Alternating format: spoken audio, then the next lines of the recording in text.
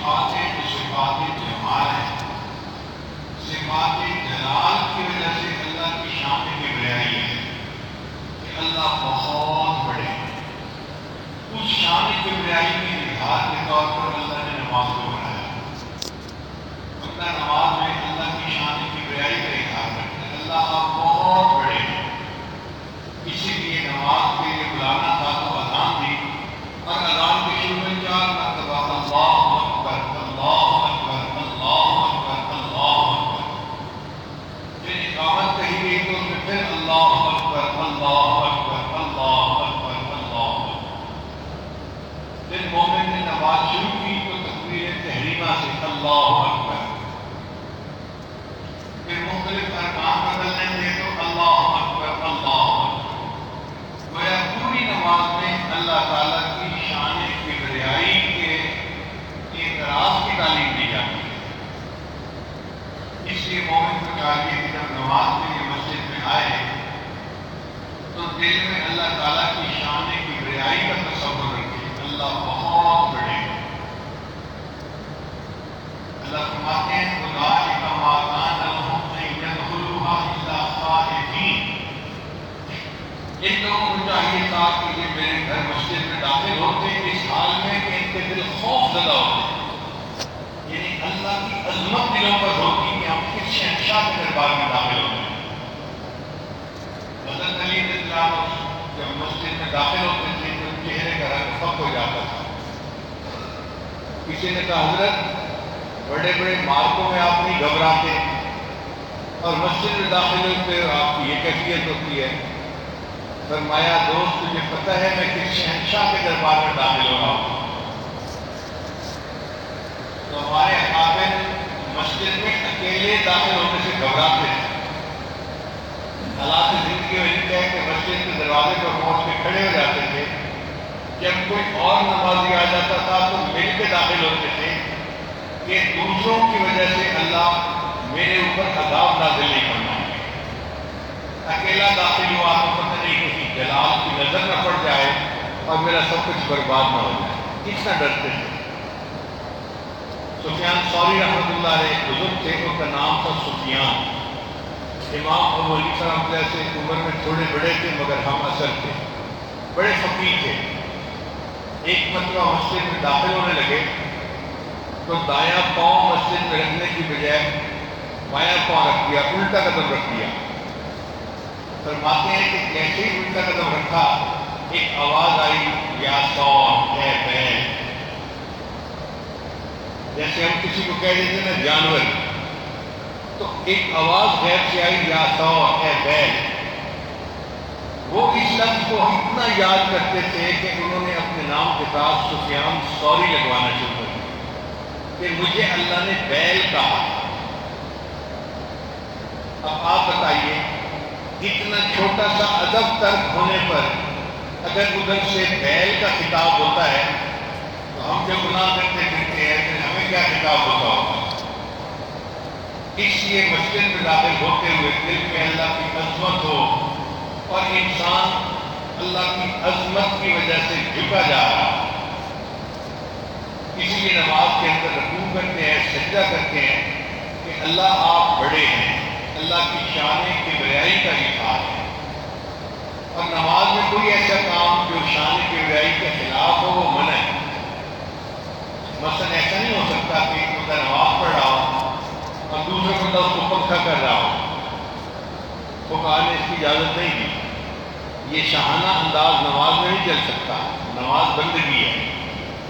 ایسا نہیں ہو سکتا کہ ایک بندہ نماز میں کھڑا ہو اور ہنس رہا ہو، اس لیے کہ ہنسنا غفلت کی علامت ہے، اور اللہ کے سامنے کھڑے ہو تو تمہارے اوپر اللہ کے سامنے موجودگی کا استحضار ہونا چاہیے۔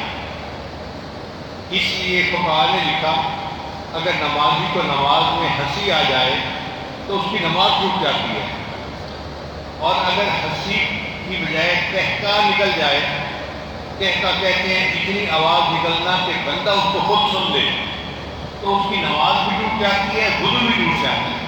اب نئے سرے سے وضو کر کے پھر نماز پڑھو، اس لیے کہ تم نے جو کام کیا یہ اللہ کی شان کبریائی کے خلاف تھا۔ ہو سکتی ہے اتنی عاجزی ہونی چاہیے. رکوع میں دل جھکا جا رہا ہو اور سجدے میں تو انسان اپنے محبوب کے قدموں پہ سر رکھ دے تو نماز اللہ تعالیٰ کی شان کبریائی کا اظہار ہے. اور دوسرا انداز ہے اللہ تعالیٰ کی شان محبوبیت کا. اللہ تعالیٰ بڑے ہیں، بہت بڑے ہیں، بہت بڑے ہیں، مگر اس سب کے باوجود اللہ تعالیٰ اتنے پیارے ہیں، اتنے پیارے ہیں کہ کوئی ان سے زیادہ پیارا ہو نہیں سکتا. یہ جو اللہ تعالیٰ کی جمال کی صفات ہے نا، شان محبوبیت کی صفات، ان کو کہتے ہیں شان دل ربائی. اللہ دل ربا محبوب بھی ہیں. اس شان دل ربائی کے اظہار کے لیے اللہ نے حج کو بنا دیا. اے میرے بندو، تم مجھ سے محبت کرتے ہو نا، آؤ اپنے محبوب کے گھر کی طرف اور اللہ سے اپنی محبت کا اظہار کرو. تو حج اللہ کی شان دل ربائی کا اظہار ہے اور نماز اللہ تعالیٰ کی شان کبریائی کا اظہار ہے. اس لیے حج کا سفر عشق و مستی کا سفر ہوتا ہے. سب سے پہلا ہے فہم کہ جو انسان حج کے لیے جائے وہ اپنے ذہن میں یہ سوچ رکھے کہ مجھے اللہ تعالیٰ نے یوم الست کو ایک وعدہ لیا تھا، الست بربکم، کیا میں تمہارا رب نہیں ہوں؟ جیسے دوست سے پوچھتا ہے آپ کو مجھ سے محبت ہے نا، آپ مجھ سے پیار کرتے ہیں نا؟ تو دوسرا کہتا ہے ہاں میں کرتا ہوں. اللہ نے بھی پوچھا الست بربکم، بندوں کیا میں تمہارا رب نہیں ہوں؟ اور سب بندوں نے اس دن یہ کہا تھا قالوا بلا، اللہ آپ ہی ہمارے رب ہیں. تو ہم نے اللہ سے محبت کا وعدہ کر لیا تھا. اب اس محبت کے وعدے کو ثابت کرنے کے لیے اللہ نے حج بنا دیا کہ اچھا میرے گھر کی طرف آؤ، محبت میں ڈوب کے سفر کرو اور مجھے ظاہر کرو کہ تم مجھ سے کتنی محبت کرتے ہو.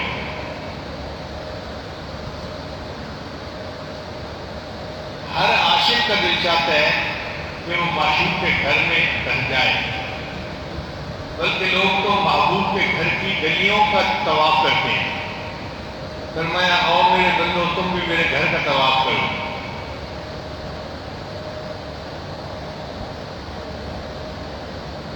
اس سفر میں انسان کو اس محبت کے ساتھ چلنا چاہیے جس شوق کے ساتھ دلہا اپنی برات کے ساتھ چلا کرتا ہے. دلہا جب برات کے ساتھ جا رہا ہوتا ہے نا شادی کے لیے، اس کے دل میں بڑی خوشی ہوتی ہے، کوئی غم اسے یاد نہیں ہوتا. تو یہ حج کا سفر ایسا سفر ہے کہ بندہ اس حج کے سفر کو کرے مگر دل خوشی سے بھرا ہوا ہو. اللہ آپ نے مجھے اپنے گھر کی طرف بلایا، اب ایک عاشق دیوانہ آپ کے گھر کی طرف حاضر ہو رہا ہے. ہم تو ہوائی جہازوں پہ سفر کرتے ہیں اور آرام دہ سفر کرتے ہیں. ہمارے اسلاف پیدل چلا کرتے تھے. اب آپ بتائیے کہ سینکڑوں میل، ہزاروں میل پیدل سفر کرنا کتنا مشکل کام ہے. پیچھے ایک سال ہم حج میں تھے تو یمن کا ایک آدمی حج پہ آیا اور اس نے اخبار والوں کو انٹرویو دیا کہ میری عمر اس وقت 100 سال ہے اور میں نے پہلا حج کیا تھا جب 20 سال کا تھا اور اس وقت تک 80 سال میں یمن سے پیدل چل کے حج کر چکا ہوں.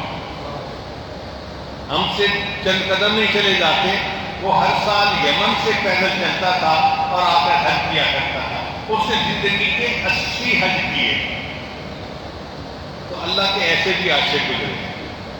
ابراہیم رحمۃ اللہ کے حالات زندگی میں لکھا ہے کہ وہ بیت اللہ کے سفر پر چلے تو انہوں نے نیت کی اللہ میں ہر قدم پر 2 رکعت نفل ادا کروں گا.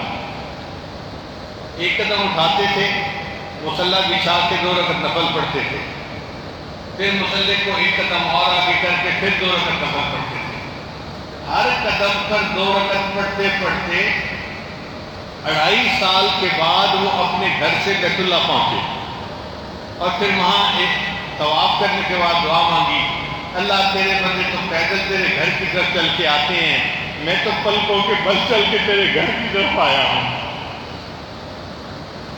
عشق و محبت کی یہ عجیب مثالیں ہیں کہ بندے پلکوں کے بل چل کے اللہ کے گھر کی طرف گئے.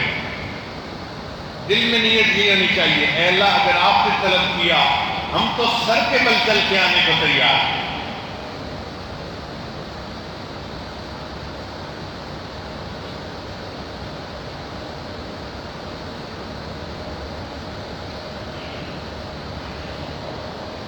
العزم علی الحج، کہ بندہ جب حج کے لیے ارادہ کر لے، نکل پڑے، تو پھر دل میں یہ بھی سوچے کہ اس راستے میں جو مشقتیں پیش آئیں گی میں ان کو بخوشی برداشت کروں گا، اس لیے کہ سفر ہوتا ہے، وسیلہ ظفر ہوتا ہے. یہ نہیں ہونا چاہیے کہ سفر پہ نکلا اور جی یہاں ایئر کنڈیشنر نہیں تھا، یہاں بس اچھی نہیں تھی، امیگریشن والوں نے ٹائم زیادہ لگا دیا. یہ چھوٹے موٹے اعتراضات یہ حج کے حکم کے خلاف ہیں. عاشق کو اگر اس میں تھوڑی رکاوٹیں آئیں بھی صحیح تو خوشی سے برداشت کرنا چاہیے، بس یہ سوچتے ہوئے کہ اللہ اگر آپ حکم دیتے کہ میرے بندوں میرے گھر کی طرف آؤ مگر تمہیں آگ میں سے گزر کے آنا پڑے گا، تو اللہ آپ کے کچھ بندے ایسے بھی ہوتے جو آگ میں بھی چھلانگ لگا دیتے اور آگ سے گزر کے آپ کے گھر کی طرف حاضر ہو جاتے. مجھے تو سفر میں کوئی مشقت ہی پیش نہیں آئی. تو حج کی مشقتوں کو کم سمجھیں اور ان سے انجوائے کرے، لذت لے. کہتے ہیں ضرب الحبیب لبیب، محبوب جو تھپڑ لگاتا ہے وہ بھی کشمش کی طرح مزیدار ہوا کرتا ہے.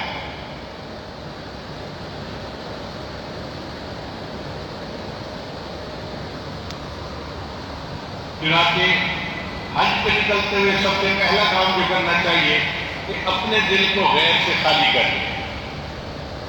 نبی اسلام نے ارشاد فرمایا احب اللہ بکل قلوبکم، لوگوں اللہ کو پورے دل کے ساتھ محبت کرو.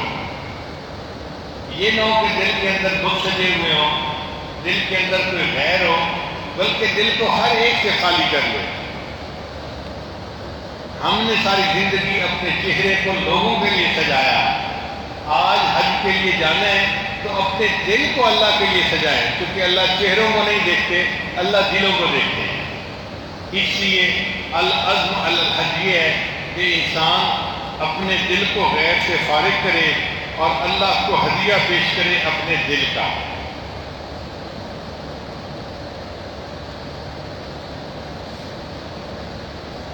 پھر الخروج للحج،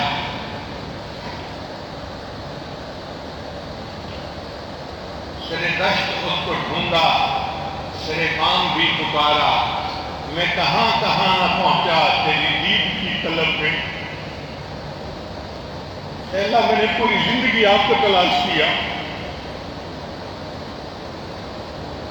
پوری زندگی آپ کو پکارا، جہاں مجھے پتہ چلا کہ وہاں اللہ ملتا ہے اللہ میں وہاں پہنچا، اور اب آپ نے اپنے گھر کی طرف بلایا ہے وصل کے لیے، تو اے اللہ بس میں حاضر خدمت ہوں. جہاں گشت رحمۃ اللہ علیہ بزرگ تھے، انہوں نے پوری دنیا کا سفر کیا اللہ کو تلاش کرنے کے لیے. ان کا نام پڑ گیا جہانیہ جہاں گشت رحمۃ اللہ علیہ. پوری دنیا کا پیدل سفر کرنا کوئی آسان کام نہیں ہے، اور پوری دنیا کا پیدل سفر کرنے کے بعد بالآخر انہوں نے فارسی میں شعر کہا، اس کا اردو میں تجھ کو جہاں میں ڈھونڈا تجھ کو کہیں نہ پایا، تجھ کو جہاں میں ڈھونڈا تجھ کو کہیں نہ پایا، اس جستجو نے ہم کو در در پھرا کے مارا. جو اللہ کے چاہنے والے ہوتے ہیں وہ پھر اللہ کی تلاش میں در در کا سفر کرتے ہیں. یہ ہماری خوش نصیبی کہ اللہ تعالیٰ ہمیں اپنے گھر کی طرف آنے کی اجازت عطا فرما دے. چنانچہ حج کے سفر میں کوئی تکلیف پیش آتی ہے سالک کو اس پر اجر ملتا ہے. ذالک بأنہم لا یصیبہم ظمأ ولا نصب ولا مخمصة فی سبیل اللہ ولا یطؤون موطئا یغیظ الکفار ولا ینالون من عدو نیلا الا کتب لهم به عمل صالح. اللہ فرماتے ہیں کہ جو اللہ کے راستے میں نکلتے ہیں ان کو جو مشقتیں پیش آتی ہیں ہر تکلیف کے اوپر ان کے لیے اجر لکھا جاتا ہے.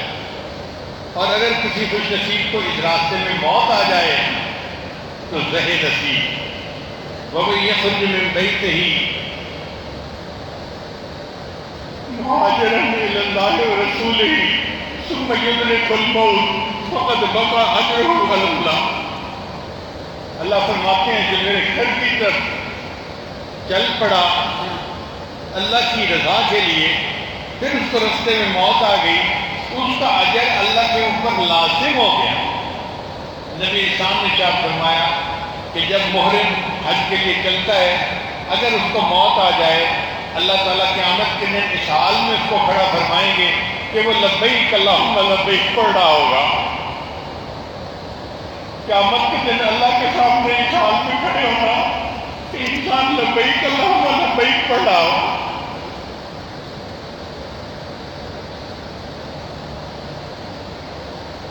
پھر میقات سے پہلے ایک جگہ پر یہ سلے ہوئے کپڑے اتار کر دو چادروں میں لپٹ جانا اس کو احرام کہتے ہیں.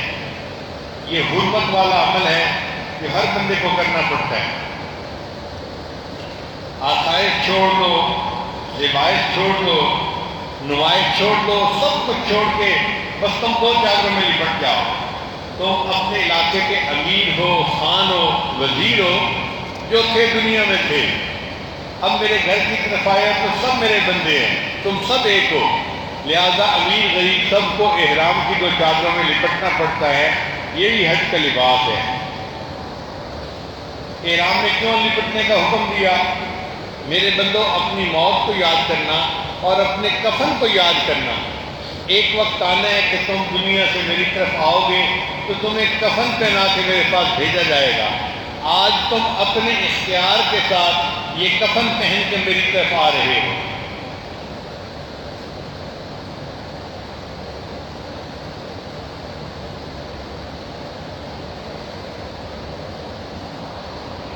امام غزالی رحمۃ اللہ فرمایا کرتے تھے, اے دوست تجھے کیا معلوم کہ بازار میں وہ کپڑا پہنچ چکا ہو جسے تیرا کفن بننا ہے.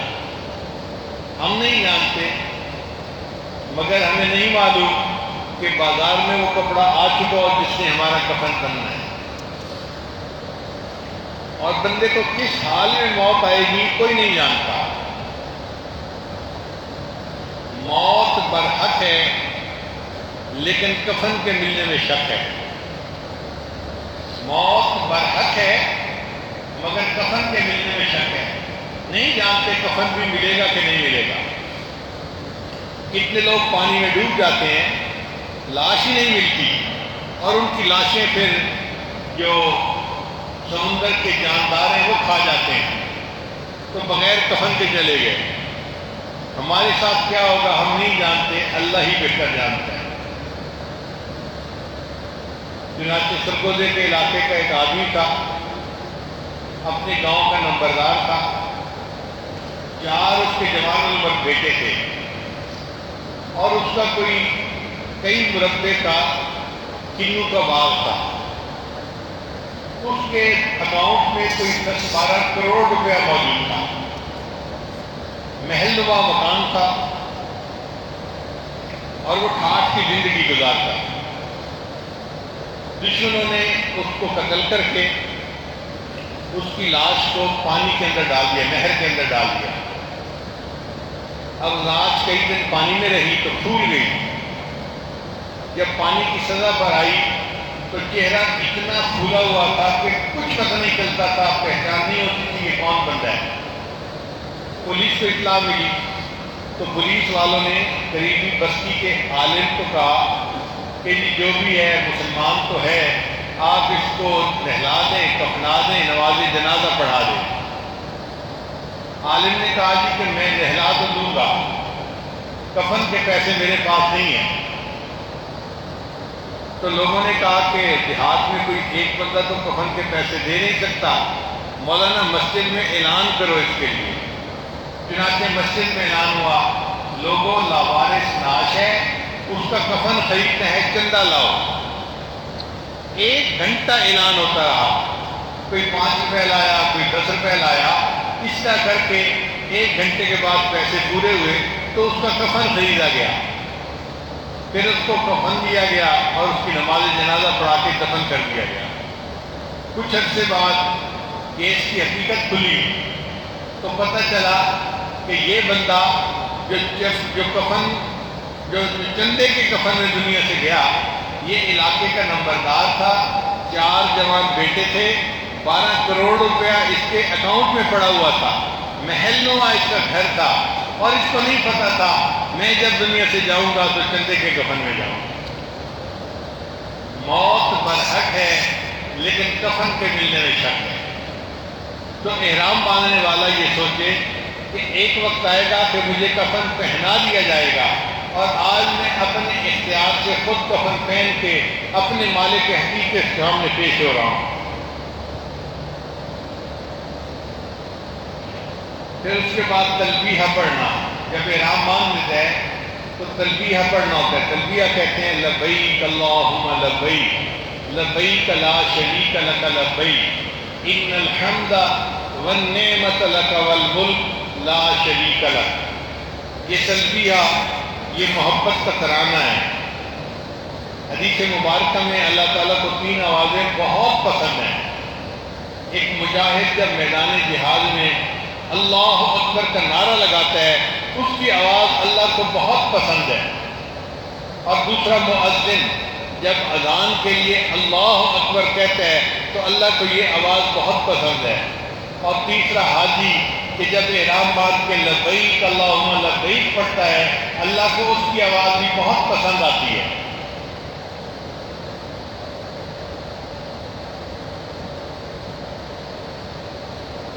ہمارے اکابر جب تلبیہ شروع کرتے تھے ان کے دل کانپ رہے ہوتے تھے، وہ ڈر رہے ہوتے تھے کہ ہم لبیک اللہم لبیک تو کہہ رہے ہیں، پتہ نہیں وہاں سے قبولیت آتی ہے یا کچھ اور آتا ہے۔ اگر وہاں سے لا لبیک کا لفظ آ گیا تو پھر ہمارا کیا بنے گا؟ اس لیے کہ ہمارے پاس کوئی دوسرا در نہیں ہے کہ ہم اس در کو چھوڑ کے وہاں چلے جائیں۔ کہتے ہیں کہ ایک بزرگ نے 39 حج کیے، جب لبیک پڑھتے جواب آتا لا لبیک، وہ حج کر لیتے تھے۔ جب 40ویں حج کو چلے تو ان کا جوان بیٹا ساتھ تھا، جب انہوں نے پڑھا لبیک اللہم لبیک تو اللہ رب العزت کی طرف سے آواز آئی لا لبیک۔ تو نوجوان بچے نے جب سنا لا لبیک تو وہ کہنے لگا ابا جان ادھر سے تو جواب آ گیا لا لبیک، اب بہتر ہے کہ حج پہ جانے کی بجائے واپس اپنے گھر چلتے ہیں، ہمارا حج قبول نہیں ہے۔ اس نے کہا بیٹے میں نے 39 حج کیے ہیں اور حج سے پہلے میں نے لا لبیک کا لفظ سنا ہے، تو مجھے بتا اس در سے ہٹ کے کوئی دوسرا در ہے کہ میں وہاں جاؤں، وہ قبول کرے یا نہ کرے، حج تو میں نے کرنا ہی ہے۔ اللہ کو اس کی عاجزی پسند آئی اور جواب آیا میرے بندے ہم نے تیرے اس لبیک کو بھی قبول کر لیا، اور جو تو نے 39 حج کیے تھے ہم نے ان 39 حجوں کو بھی قبول فرما لیا۔ امام زین العابدین رحمۃ اللہ کے بارے میں لکھا ہے کہ جب وہ لبیک پڑھتے تھے تو کئی مرتبہ بے ہوش ہو جاتے تھے، اتنا ڈر ہوتا تھا دل کے اوپر کہ پتہ نہیں جواب کیا آئے گا، کہ لبیک پڑھتے ہوئے بے ہوش ہو جاتے تھے۔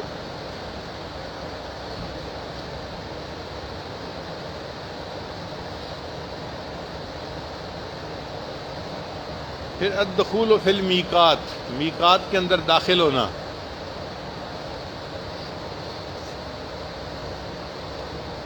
جب بندہ میقات کے اندر داخل ہوتا ہے تو اس کو اپنا پاسپورٹ دکھانا پڑتا ہے امیگریشن والوں کو۔ اس وقت انسان قیامت کے دن کو یاد کرے کہ قیامت کے دن اسے اپنے رب کے سامنے پیش ہونا پڑے گا۔ پھر قبر میں منکر نکیر بندے سے سوال کرتے ہیں، اور حج کے سفر میں امیگریشن والے بندے سے سوال کرتے ہیں جی آپ کیوں آ رہے ہیں؟ جی میں حج کرنے آ رہا ہوں. اچھا اپنا پاسپورٹ دکھائیں، اپنا ویزا دکھائیں، تو بندے کو اپنے اعمال دکھانے پڑتے ہیں. پھر جب انسان مکہ مکرمہ میں داخل ہو تو اس وقت دل کی کیفیت عجیب ہونی چاہیے.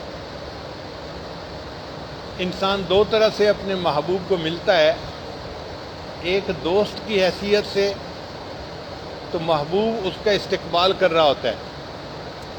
آپ دیکھیں پردیس گیا ہوا خاوند جب 6 مہینے کے بعد آئے تو گھر میں بیوی کتنی خوشیاں منا رہی ہوتی ہے. گھر کو بھی صاف کرتی ہے، بچوں کو بھی نہلاتی ہے، اچھے کپڑے پہناتی ہے، خود بھی بن سنور کے تیار ہوتی ہے، اچھے کھانے بناتی ہے. وہ اپنے خاوند کا استقبال کرنے کے لیے تیار ہوتی ہے. اسی طرح جو بندہ نیکی تقوی کی زندگی گزارتا ہے اور وہ میقات میں داخل ہوتا ہے اللہ کے گھر کے دیدار کے لیے، اللہ بھی اپنے اس دوست سے ملاقات کے لیے ایسے ہی خوش ہوتے ہیں اور اس کے لیے اللہ تعالیٰ اپنے فرشتوں کو بھی تیار کرتے ہیں اور اس کے لیے دروازے بھی نعمتوں کے کھول دیتے ہیں. اور ایک ہوتا ہے کہ کوئی مجرم پکڑا جائے اور اس کو بادشاہ کے سامنے پیش کیا جائے.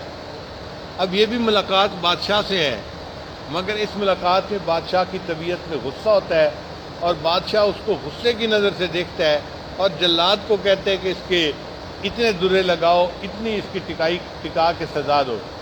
اسی طرح جو بندہ گناہوں کے بعد جاتا ہے وہاں اللہ تعالیٰ کے سامنے پیش تو ہوتا ہے، مگر اللہ تعالیٰ اس کو نعمتیں نہیں دیتے بلکہ اس بندے سے غصے کا اظہار فرماتے ہیں.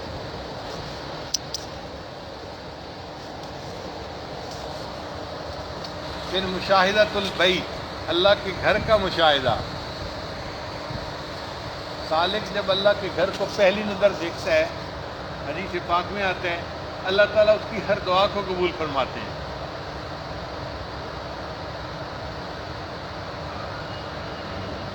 دستور یہ ہے کہ کوئی بندہ بادشاہ کے پاس جاتا ہے تو بادشاہ یہ نہیں پوچھتا تم میرے لیے کیا لائے ہو، بادشاہ یہ پوچھتا ہے میرے بندے تم مجھ سے کیا لینے آئے ہو.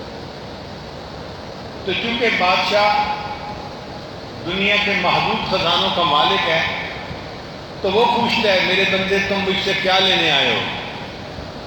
اللہ تعالیٰ چونکہ زمین و آسمان کے خزانوں کے مالک ہیں تو اللہ تعالیٰ نے معاملہ الگ کر دیا. میرے بندو تم جب آؤ گے میرے گھر پر تمہاری پہلی نظر پڑے گی، جو تم مانگو گے میں تمہیں وہ سب کچھ عطا کر دوں گا. امام اعظم حنیفہ رحمۃ اللہ سے کسی نے پوچھا کہ حضرت بیت اللہ پہ پہلی نظر پڑنے پہ ہمیں کیا مانگنا چاہیے؟ انہوں نے فرمایا کہ یہ دعا مانگنا، اے اللہ مجھے مستجاب الدعوات بندہ بنا دے. مستجاب الدعوات کا کیا معنی؟ آج کے بعد زندگی میں جو بھی دعا مانگوں اللہ میری ہر دعا کو قبول فرمانا. کیسی نکتے کی بات بتائی، ایک دعا مانگ کے سب کچھ اللہ سے مانگ لیا.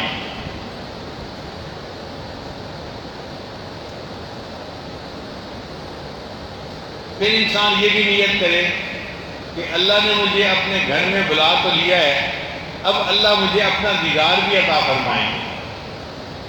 ایسا کبھی ہوتا ہے کہ میزبان مہمان کو بلائے اور اسے اپنا سارا گھر دکھائے لیکن خود ملاقات نہ کرے. خود بھی ملاقات کرنی ضروری ہوتی ہے. تو دل میں یہ نیت رکھے کہ اللہ نے مجھے اپنا گھر تو دکھایا ہے، اب صاحب البیت سے بھی میری ملاقات ہوگی.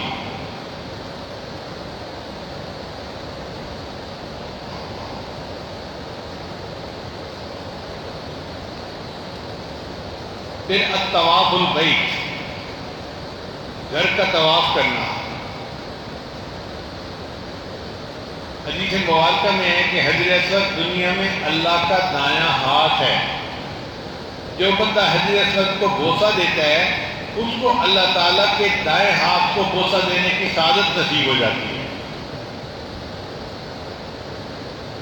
اب اگر کوئی بندہ قریب نہیں جا سکتا رش کی وجہ سے تو شریعت نے کہا کہ دور سے ہی اس کا استلام کر لے. استلام جیسے محبت کرنے والے ایک دوسرے کو فلائنگ کس کا اشارہ کرتے ہیں، تو گویا بیت اللہ کے اس پتھر کے ساتھ فلائنگ کس کا معاملہ کرے، اور ان کو اللہ تعالیٰ کے دائیں ہاتھ کو بوسہ دینے کی سعادت نصیب ہو جاتی ہے۔ عبداللہ ابن عباس نے فرمایا کرتے تھے کہ اللہ نے دنیا میں حجر اسود کو اس لیے بھیجا کہ امت میں کتنے لوگ ہوں گے جن کو نبی علیہ السلام کے ہاتھ پر بیعت کرنے کی سعادت نصیب نہیں ہوگی۔ اب وہ اس محرومی کا ازالہ کیا کریں؟ تو وہ فرماتے تھے اللہ نے حجر اسود کو بنا دیا، میرے بندو تم جاؤ گے، حجر اسود کو بوسہ دو گے، تمہیں اپنے معبوسم کے ہاتھ پر بیعت کرنے کی سعادت نصیب ہو جائے گی۔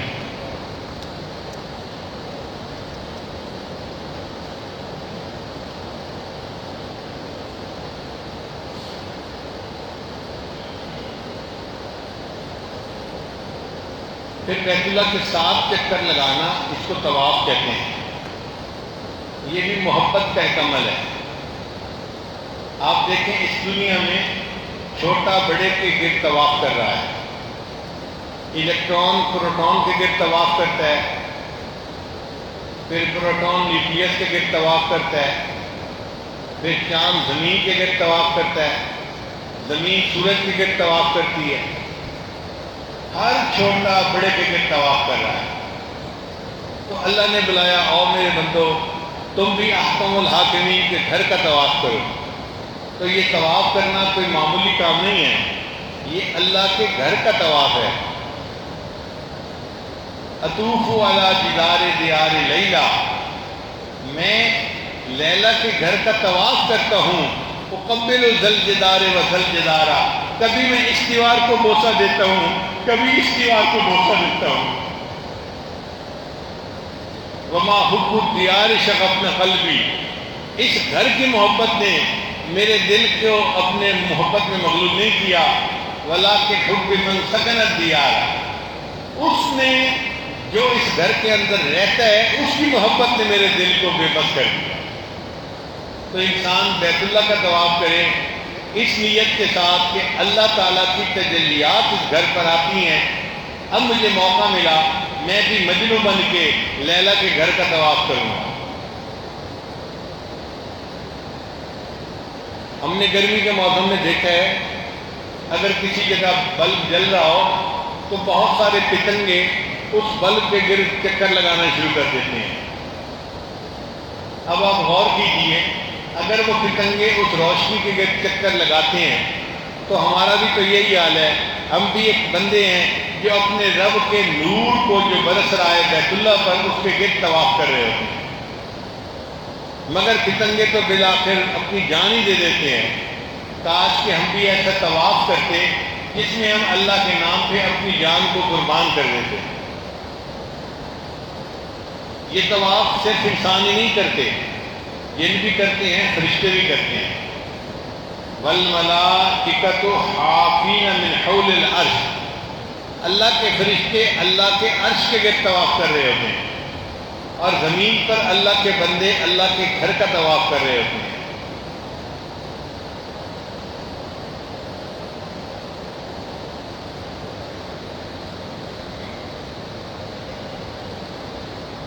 اب حدیث مبارکہ میں آتا ہے من تشبہ بقوم فہو منہم، جو کسی قوم سے مشابہت حاصل کرے گا وہ انہی میں شمار ہوگا۔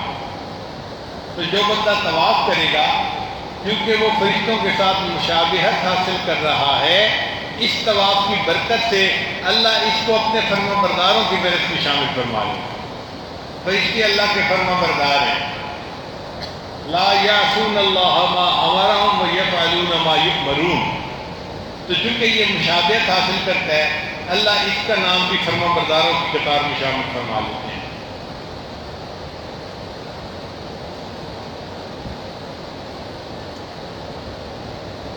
پھر انسان طواف کے بعد یہ دعا مانگے کہ یا اللہ، آپ نے پڑوسی کے بڑے حقوق رکھے ہیں، اب اپنی رحمت سے آپ نے مجھے بیت اللہ کا پڑوس تو عطا کر دیا، میں بیت اللہ کا پڑوسی ہوں، میرے اوپر رحمت کی نظر فرما دیجیے۔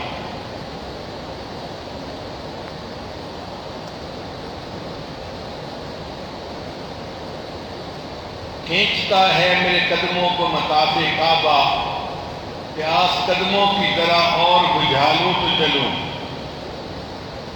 عشق کو حسن کے انداز سکھا لوں تو چلوں، منظر کعبہ نگاہوں میں بسا لوں تو چلوں،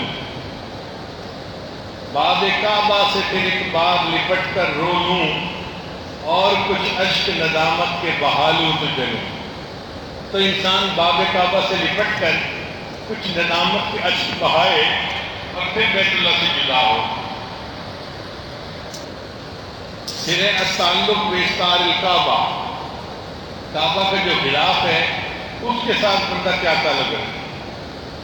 اکثر دیکھا گیا ہے کہ بچہ اپنی ماں کو منانا چاہتا ہے نا تو ماں کے قدموں میں گر کے اس کے کپڑوں کو پکڑ لیتا ہے، امی میں آپ کو نہیں اس وقت تک چھوڑوں گا جب تک آپ راضی نہیں ہو جائیں گے۔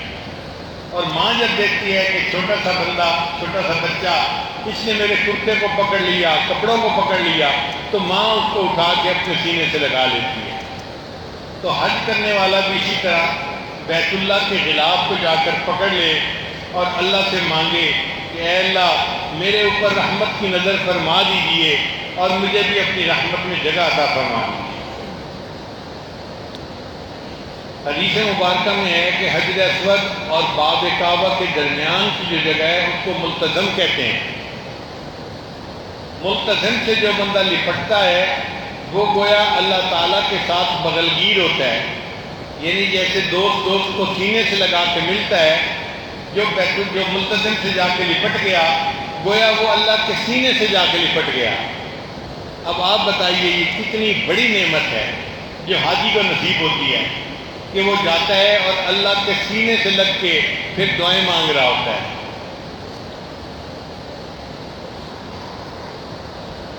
پھر طواف کے بعد اکثر حاجی حضرات زمزم پیتے ہیں۔ حدیث پاک میں ہے کہ زمزم پیتے ہوئے جو دعا مانگی جائے گی اللہ تعالیٰ اس دعا کو قبول کریں گے۔ تو دعا مانگنی چاہیے کہ اللہ آپ نے جس طرح زمزم پلا کر ظاہر کی پیاس کو بجھا دیا، اب اس کے بدلے مجھے موت کی پیاس سے بھی امن عطا فرما دیجیے۔ اے اللہ جس طرح آپ نے زمزم پلایا اب اس کے ہر قطرے کے بدلے میرے جسمانی بیماریوں کو بھی دور فرما دیجیے۔ اور اے اللہ جس طرح آپ نے زمزم کو جاری فرمایا اور پوری دنیا میں زمزم کو پہنچا دیا، اللہ اپنی قدرت سے مجھے کوئی ایسی مسجد، کوئی ایسا مدرسہ بنانے کی توفیق عطا فرما کہ علم کا وہ زمزم پوری دنیا میں نور پھیلانے کا باعث بن جائے۔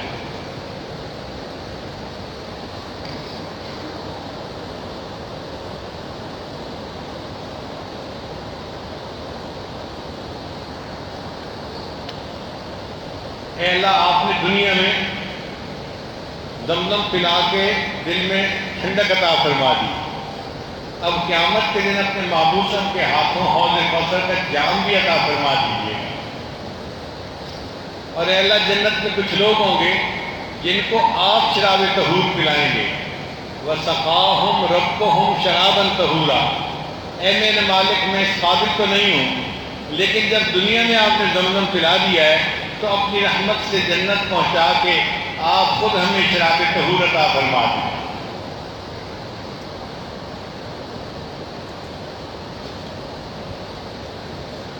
پھر انسان صفا مروہ کے درمیان صحیح کرتا ہے، یہ محبوب کے محل کے چکر ہے، دل میں سوچے فَفِرُّوا إِلَى اللَّهِ، تم اللہ کی طرف فرار اختیار کرو۔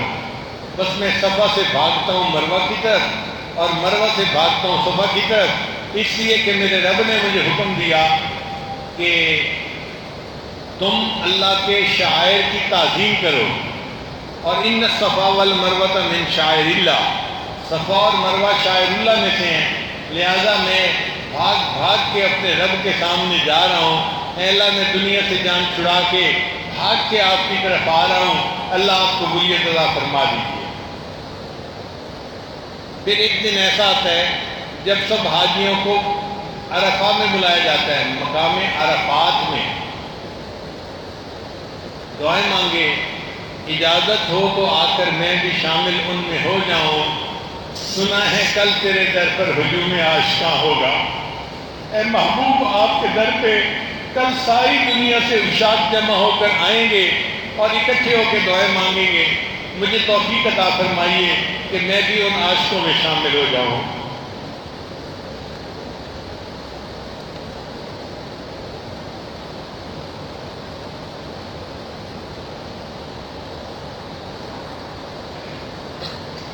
یہ جو عرفات کا مجمع ہے، یہ ارباب قلوب کے بغیر نہیں ہوتا۔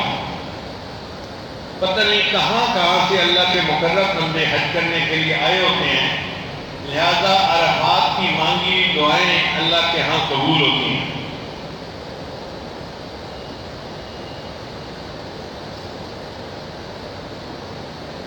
علماء نے لکھا ہے کہ جب انسان تہجد کے وقت میں سورہ یاسین کی تلاوت کرے تو 3 دل اکٹھے ہو جاتے ہیں۔ ایک رات کا وہ آخری پہر، رات کا دل، دوسرا سورہ یاسین قرآن مجید کا دل، اور تیسرا اگر انسان کا دل اللہ کی طرف متوجہ ہو تو یہ انسان کا دل۔ تو 3 دل اکٹھے ہو جاتے ہیں، اللہ بندے کی دعائیں قبول کر لیتے ہیں۔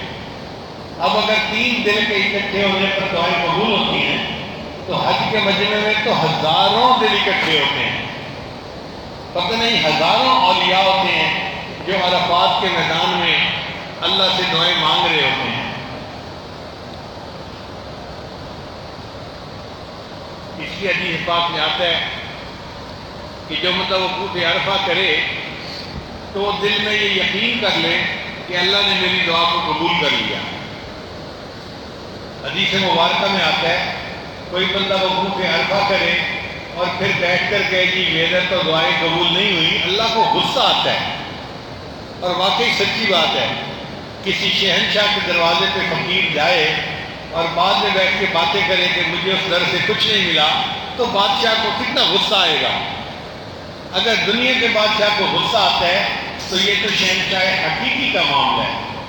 اس لیے وقوف عرفہ کے بعد دل میں تسلی رکھے کہ میں نے اللہ سے جو مانگا اللہ نے مجھے عطا فرما دیا۔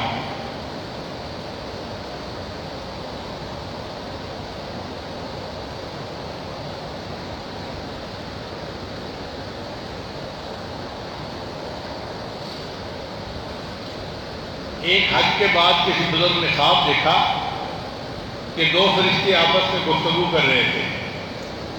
ایک نے پوچھا سناؤ بھائی اس دفعہ حج کا معاملہ کیا بنا؟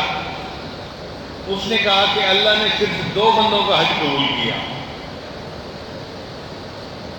تو پہلے فرشتے نے حیران ہو کے پوچھا لاکھوں کا مجمع ہے اور اس میں صرف 2 کا حج قبول ہوا؟ اس نے کہا ہاں حج تو 2 کا قبول ہوا، مگر ان 2 کی برکت سے اللہ نے باقی حاجیوں کی حج کو بھی قبول فرما لیا۔ اب یہ کیسے ہو سکتا ہے کہ حج کے اتنے بڑے مجمع میں کسی ایک کا بھی حج قبول نہ ہو؟ اللہ ایک کا بھی حج قبول فرما لیتے ہیں، اس کی برکت سے اللہ باقی سب حجاج کی حج کو بھی قبول فرماتے ہیں۔ اور یہی قیامت کے دن ہوگا، شنیدم کے در روز امید و دین بدارا بنیکاں ببخشت کریم۔ اللہ تعالیٰ قیامت کے دن نیکوں کے صدقے بروں کو بھی معاف فرما دیں گے۔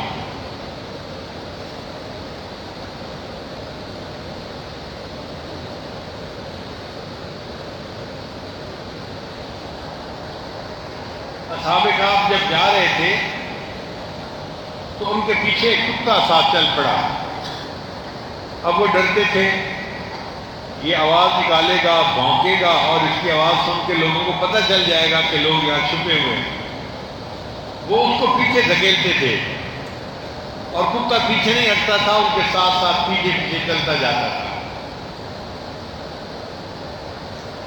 تو اصحاب کہف میں سے کسی نے اس سے پوچھا کہ تجھے ہم مار رہے ہیں، دھکیل رہے ہیں، تو ہماری جان کیوں نہیں چھوڑ دیتا؟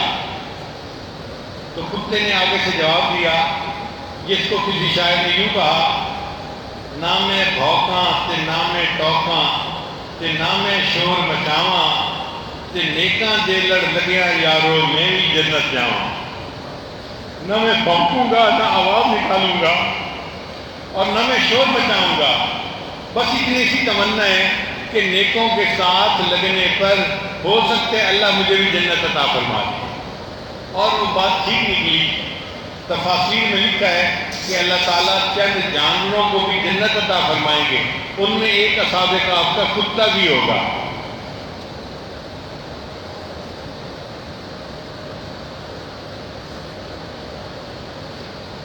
الموقوف بمزدلفہ، وقوف عرفہ کے بعد حاجی مزدلفہ میں آتا ہے اور رات گزارتا ہے. وقوف مزدلفہ میں اخلاق عظیمہ ملنے کی دعا مانگے. اے اللہ، میں نے ساری زندگی جتنے لوگوں کی دل آزاری کی، میں توبہ کرتا ہوں، آئندہ مجھے اچھے اخلاق عطا فرما تاکہ میں لوگوں کی دل آزاری نہ کروں، لوگوں کے دل خوش کرنے کا سبب بن جاؤں. پھر مینا میں 3-4 دن آ کے رہنا ہوتا ہے. گویا حاجی در محبوب کے اوپر ڈیرے ڈال دیتا ہے. دل میں یہ نیت کرے کہ اللہ، یہ چند دن مجھے یہاں رہنے کا موقع مل گیا، اب تو میں نے آپ کو منا کے چھوڑنا ہے. اگر تو در نہ کھولے گا تو میں بھی در نہ چھوڑوں گا. حکومت اپنی اپنی ہے، ادھر تیری ادھر میری. پھر شیطان کو کنکریاں مارنی ہوتی ہیں. تو نیت یہ کرے کہ یہ شیطان اللہ کا دشمن ہے، اس نے مجھے دنیا میں ورغلایا اور گناہ کروائے. اب میں اس شیطان کو کنکریاں مار کر اپنی برات کا اظہار کر رہا ہوں کہ میں تیرا ساتھی نہیں، میں اللہ کے بندوں میں شامل ہوں.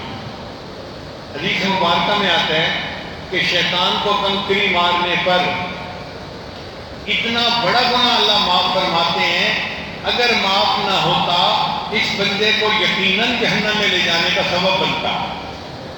ہر کنکری پر اتنے بڑے بڑے گناہ معاف ہوتے ہیں. پھر اس کے بعد قربانی کا جانور ذبح کیا جاتا ہے. اس کو ہدی کہتے ہیں. ہدی، یہ بات سمجھنے والی ہے. ایک جانور ہم عید پر قربان کرتے ہیں، اس کو ذبیحہ کہتے ہیں، اور قربانی کی عید کو عید الاضحیٰ کہتے ہیں. اس لیے کہ وہاں پر جانور قربان کرتے ہیں، مگر وہ جانور حضرت ابراہیم علیہ السلام کی سنت کی نیت سے جانور قربان کرتے ہیں. وہ قربانی اور ہوتی ہے. حج پہ جو قربانی کی جاتی ہے وہ ضحیہ نہیں ہوتی، وہ ہدی ہوتی ہے. یعنی حج کرنے کے شکرانے کے طور پہ قربانی کرنا. اس لیے نیتیں الگ الگ ہیں. تو اس بات کو سمجھنا چاہیے کہ جو جانور قربان کرتے ہیں اس کی نیت کیا ہوتی ہے. تو جانور قربان کر کے دل میں نیت یہ کی جاتی ہے، اے اللہ، جس طرح میں نے ظاہر میں اس جانور کے اوپر چھری چلائی، آج میں نے نفس امارہ کی خواہشات پہ چھری چلا دی، اور آج کے بعد میں آپ کے حکموں کی نافرمانی نہیں کروں گا. پھر اس کے بعد آخری بڑا عمل طواف زیارت رہ جاتا ہے. طواف زیارت کا لفظ بتاتا ہے کہ محبوب کا دیدار، محبوب کی زیارت ہوتی ہے. حاجی کے لیے یہ بڑا رکن ہے. حج کے 2 بڑے رکن ہیں، ایک وقوف عرفہ اور ایک طواف زیارت. تو طواف زیارت انسان اس طرح سے کرے کہ جیسے ایک محب اپنے محبوب کے ساتھ مدتوں کے بعد ملا ہے اور محبت کے ساتھ اپنے محبوب سے آ کے لپٹ گیا ہے.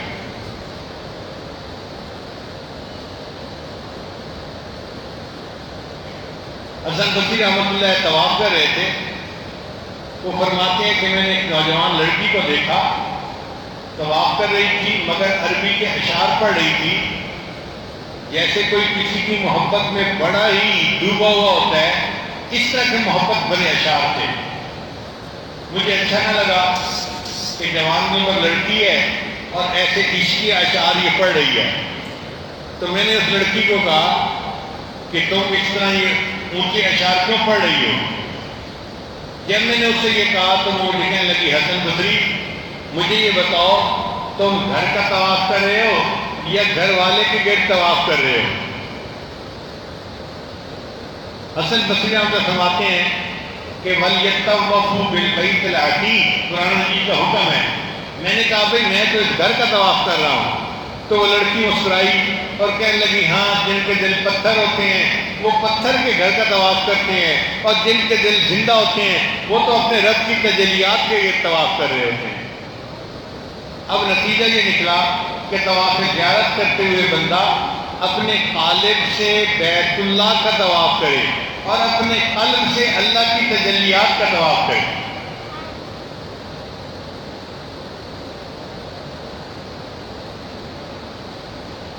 اللہ سے یہ دعا مانگے تیرے عشق کی انتہا چاہتا ہوں، میری سادگی دیکھ کیا چاہتا ہوں۔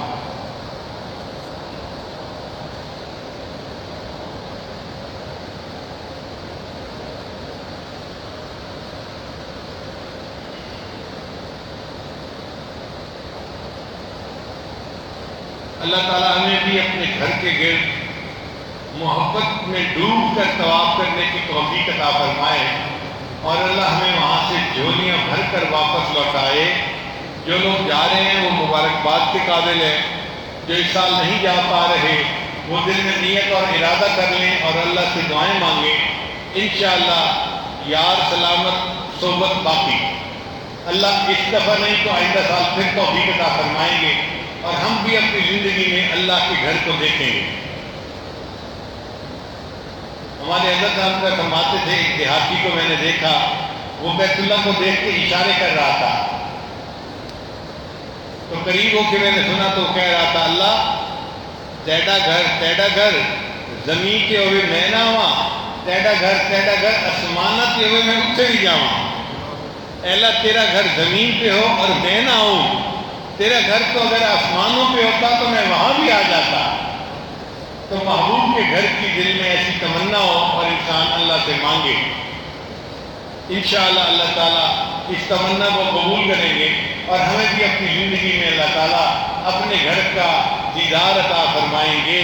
وآخر دعوانا ان الحمد للہ رب العالمین۔